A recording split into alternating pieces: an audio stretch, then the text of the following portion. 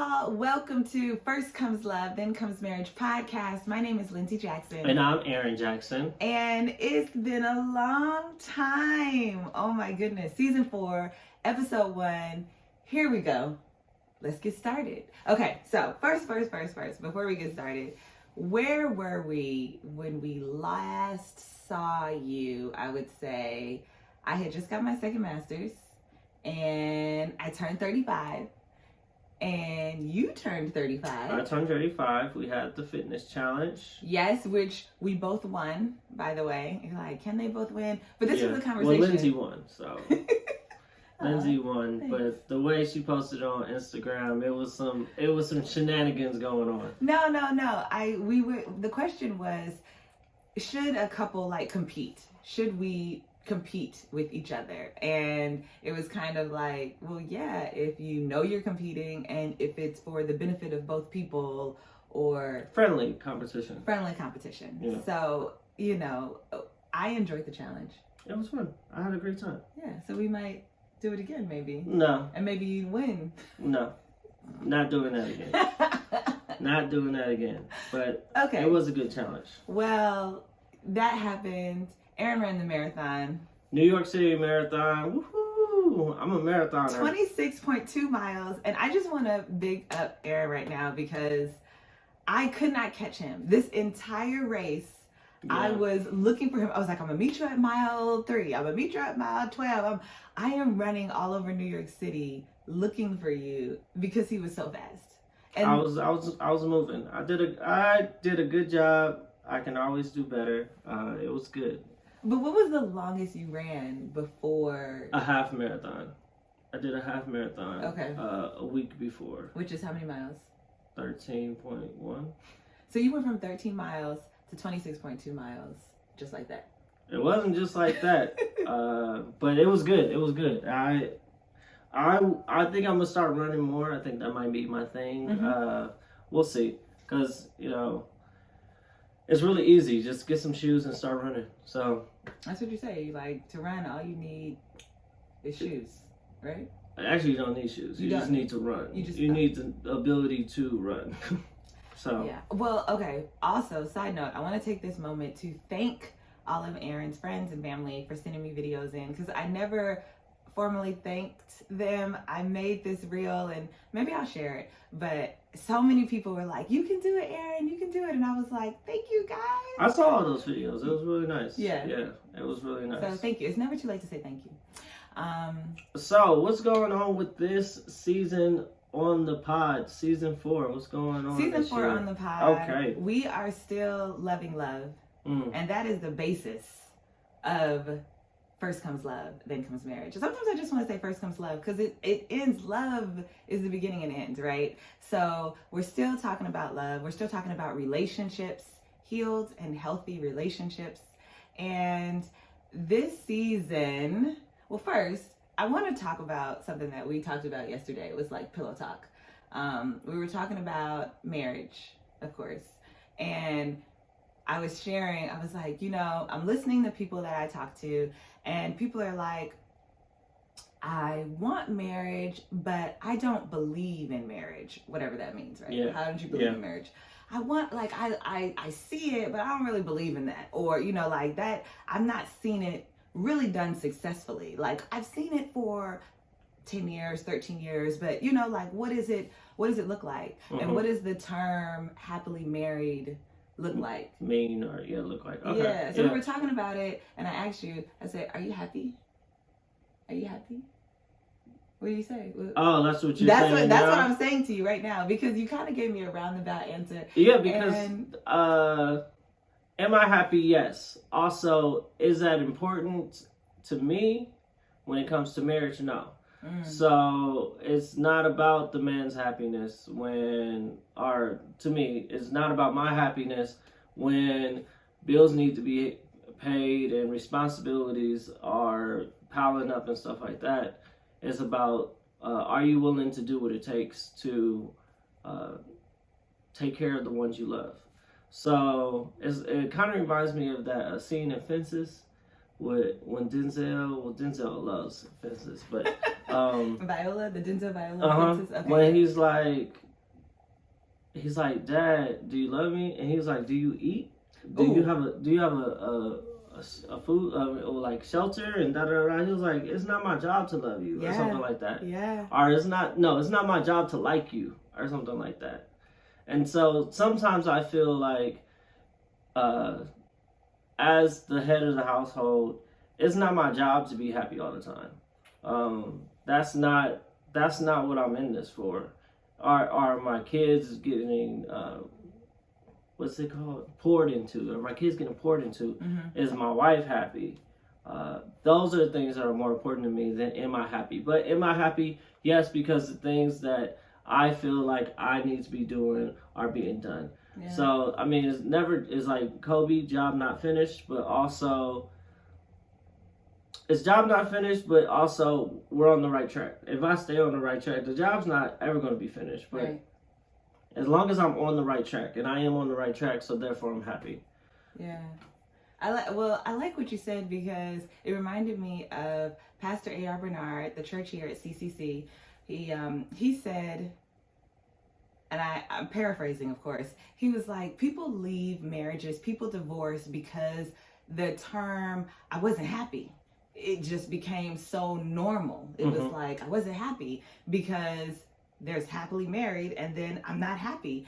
And it's kind of like, okay, but what about that? Like, what about that makes you think that that's the end of your marriage, or, things like that? And so that's interesting, because I feel like the basis should be you're happy. It's like, all of my good days. No, see, no. I should have more good days than bad days. Yes. Okay, so I should be overall happy. The basis is love. Okay. The basis is love. Okay. It's not about happiness, because you could attest to this. Growing up, it was always this dream happily ever after. Yeah. And it's not like that. Like, it gets hard. And you're going to have very, very dark days. And in those dark days that we have had, I didn't even see any kind of light. So it's like, I didn't even know what happiness was. It was bad, right? And if I'm just stuck on happiness, or am I happy, am I not? When it gets to, I can't even see happiness, there's no hope, no hope for happiness. Mm-hmm. If I quit there, then I'm stuck there. Well, you got to get back to hope. You got to get back to hope. But it's hard to get back to hope if you're basing everything off of happiness. Yeah. Because when we were in our darkest place, I feel like I've always knew that there was love between us. Mm-hmm. So it was always love. Yes. It might not be love and happiness, but it was always love. And so that helped me get through until it got to the hope, until it got back to happiness. Yeah. Yeah. So it's not always about happiness, and everybody's like happily ever after and stuff like that. But being happy in the marriage for you is important, and I know that about you. So it's like me knowing my partner. Right. So are you happy? I am happy. I'm really happy. And so I want to say this, though, because I completely agree with everything that you're saying. Obviously, it is not always going to be happy. That's just not life. That's not life anywhere, inside of marriage or outside of marriage. But I do believe that my base should be happiness. I do think that I will have more good days than bad days. And even though, like you said, in our darkest times, in my darkest period, which extended more than a week, a month, a year, went on, right? I'm like 2 years of that and still healing from that. I didn't lose hope. So I think that for me, if I got to a place where I lost hope, that would be something. Mm-hmm. But marriage, when I think about marriage, and when I think about what we want to exude with marriage and what we want to share with our marriage, it's that there will be ups and downs. There will be ups and downs, and there will be work, and there will be effort, but it is worth it. And like you said, it's love. So it's worth it. It's definitely worth it. And so that's why we're here. Yeah. That's the podcast. Podcast is marriage. So believe in marriage. And I want that for everyone. And it doesn't matter how old you are, you know, in life or where you are. It's just like, I want it. I want it for everyone. You want people to experience love. Yes. Yeah.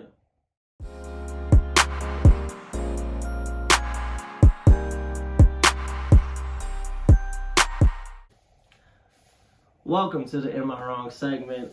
First Comes Love, Then Comes Marriage podcast. This is the part of the show where I give you something that I did. You let me know if I'm wrong or if I'm right.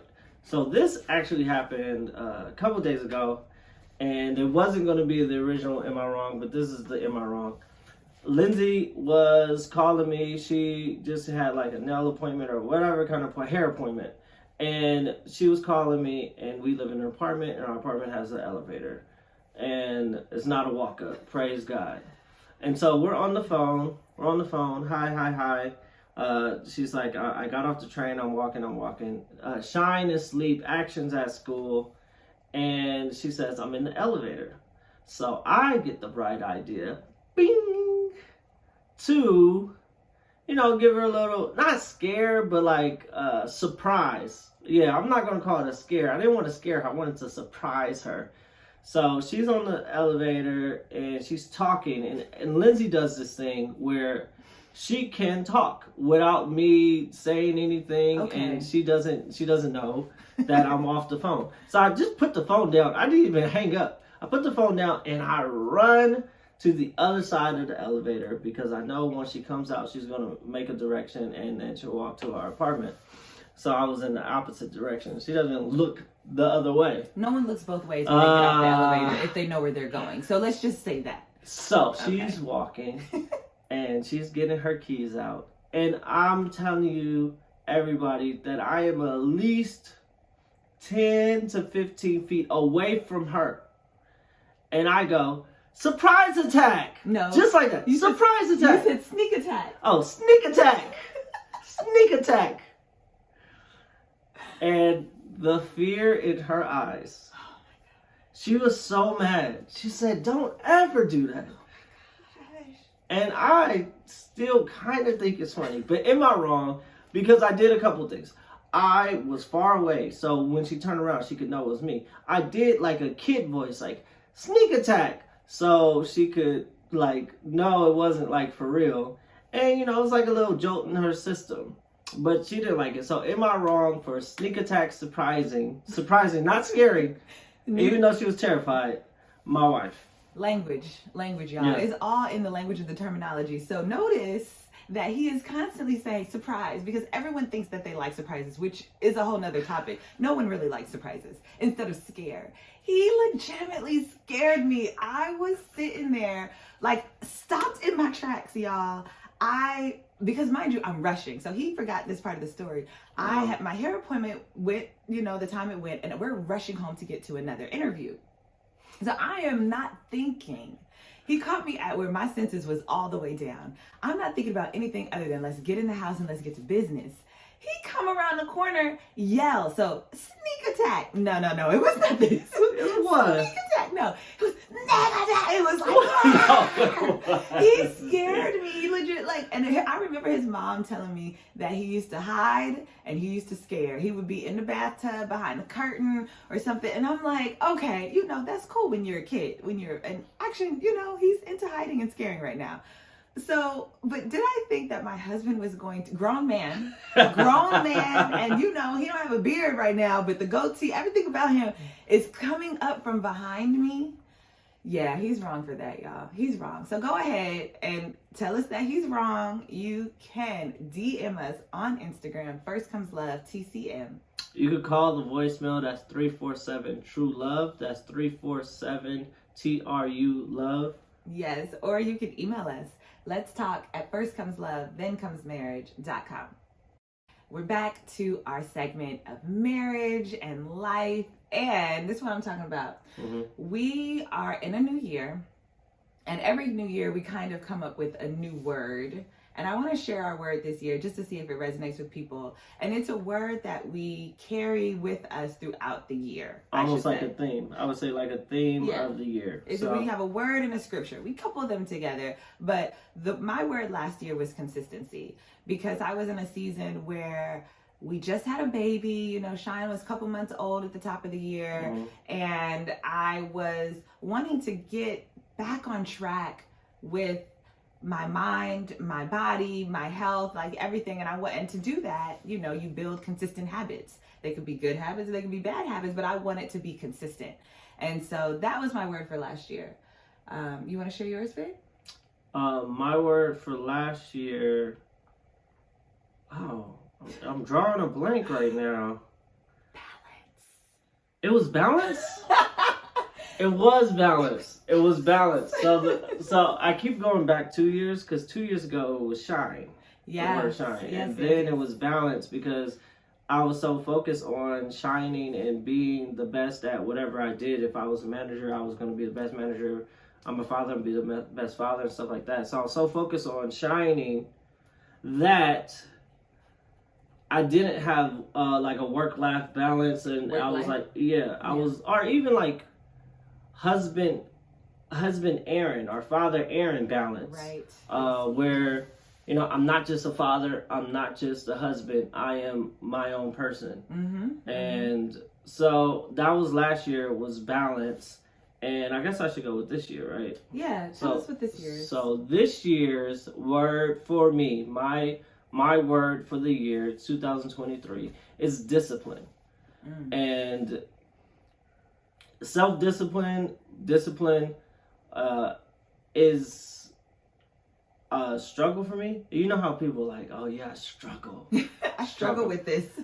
It's just like for me, it's like I am grown and I should get what I want because I want it. And that is a paradox, because it's like, well, why not? You know, you already had to ask to do this, and this for too long. You shouldn't be had to ask for nothing. No, and so now I'm telling myself no. So instead of the word being no for the year, like no, but discipline is me telling myself no. Like my Action and Shine, our two sons, they would be so hurt if we just always said yes. Like, they would just be in pain. They wouldn't eat right. They would fall off of a tree or do anything because we stopped them from doing things that are detrimental to themselves. Yes. It's almost like their mind and body is not working to keep them alive. You know, it's almost like it's working against it. Like, I want to eat candy. I want to do this. I want to do that. I want to do that. Yes. Yeah. And the same thing is kind of with me, and I learned that. I was like, okay, it's like my body kind of doesn't really want the best for me. It's like, I want to eat pizza, I want to eat ribs, I want to not work out, I want to be lazy and comfortable and stuff like that. I don't want to move. Yeah. But I have to say, no, you have to go running. No, you have to eat healthy. Eat this salad, have this broccoli. Yeah. Like, not just wild out all the time. With the finances, no, you can't go on 4, 5, 6 different trips. You can't go to Vegas. You can't gamble on the Clippers because you know they keep losing and stuff like that. You have to say no. And so it's just being an adult and telling myself no and accepting my own no's. And that's gonna be, you know, through the year. We broke up our goals like through quarters.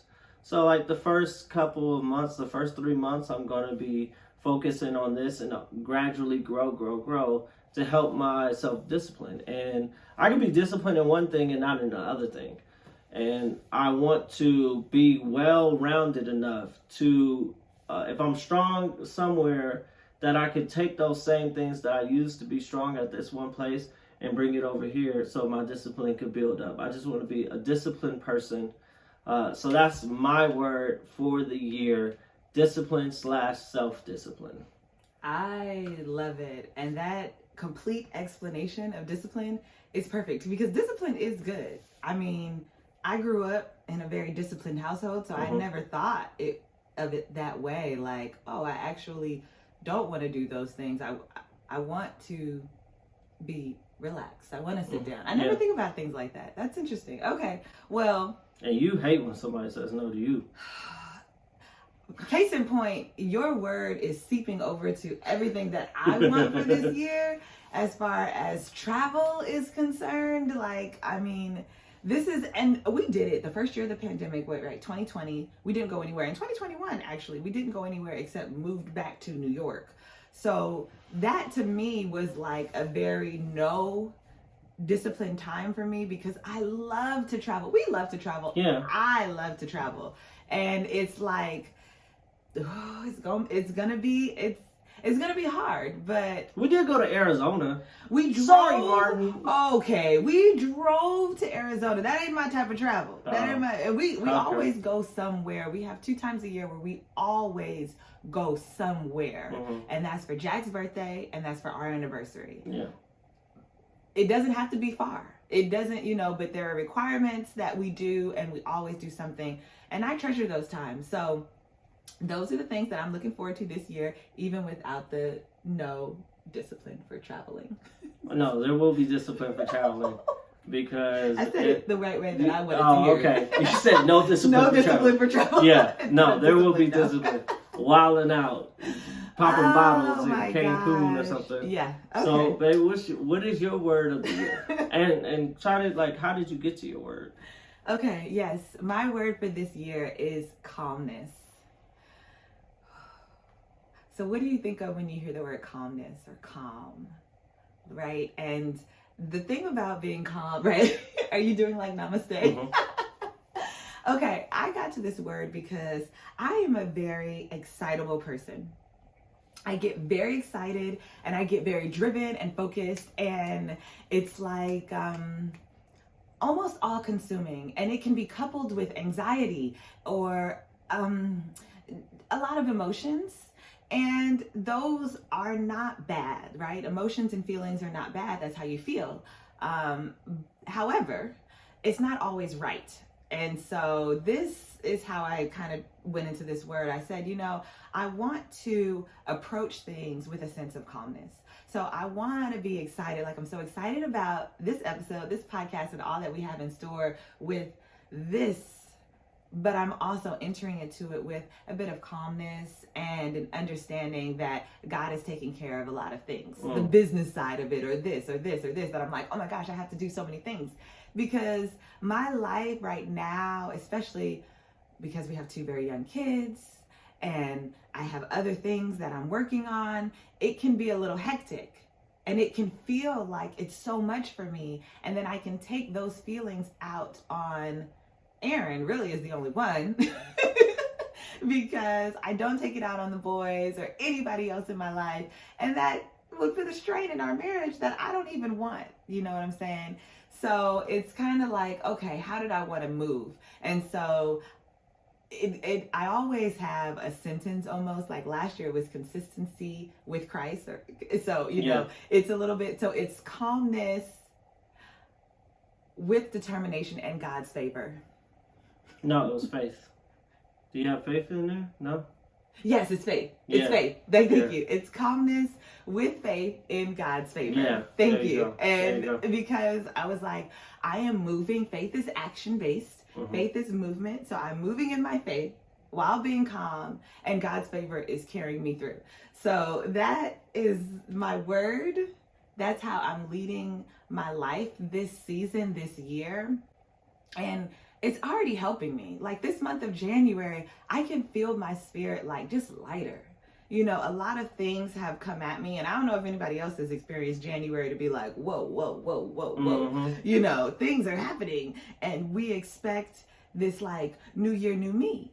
But life continues forward day by day. And so it's like things happen and deadlines approach that, oh, I already have to be thinking about this, and the school year is almost over, or whatever it is that parenting and marriage and career and everything else that happens, I'm calm. And I've been experiencing that, and I like it. So that's my word this year. That's great. That's great. Welcome back. I am so excited for season 4. We're going to have specialists from all walks of life learning about this marriage journey. We're going to have dating specialists. We're going to have pastors that do premarital classes. We're going to have lawyers. We're going to have financial advisors. We're going to have therapists. It's going to be so much fun. We might even bring in some couples that we like to just interview and talk to, like, our favorite people. Yeah. And it's an exciting season. This is like our new season, season 4. We're getting to the swing of things, and it's going to be great. Yeah, so please let us know if you have any questions or, you just want to share some things with us. As always, we want to hear from you. You can DM us on Instagram, First Comes Love TCM. You can always call the voicemail at 347-TRUE-LOVE. That is 347-878-5683. You can also email us, let's talk at firstcomeslovethenComesMarriage.com. And we're on TikTok. TikTok is a thing. And so we're putting little clips up on TikTok, and it's the same, First Comes Love TCM. So is that it? Did we say it all? You got the YouTube, you got the TikTok, you got the Instagram, you got the email, and you got the number. All things of communication. Speaking about communication, marriage, and of course you got the podcast. Right. So please let us know. Talk to us, y'all. And as always, see you next Friday.